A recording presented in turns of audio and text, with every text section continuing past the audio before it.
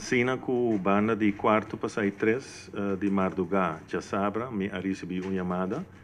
de parte do governador e com o comandante de marina que era topa conosco para lutar bom para nós vai base militar na Parera. Nós ahasi essa aqui e nós arranha briefing que tem certo movição de marina venezuelano dilante costa de Venezuela para fora de água territorial de Corsou e Aruba. Lo qual sucedeta que o comandante de marina real explica-nos que trata aqui de movição de marina venezuelano de Maracaibo para Puerto Cabello, caminda tem dia de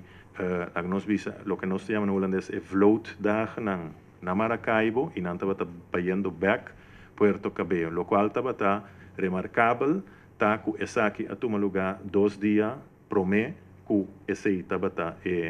a que nós visa é intenção, anto para é motivo tem certo a que nós visa a necessidade para dar uma autoridade de Corsou briefing e não a base de sei mesmo que o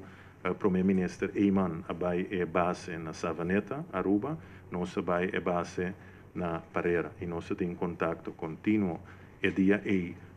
madrugada e também já domingo mainta continuamente com o primeiro-ministro Eyman, que é representante aqui do governo americano e outro não.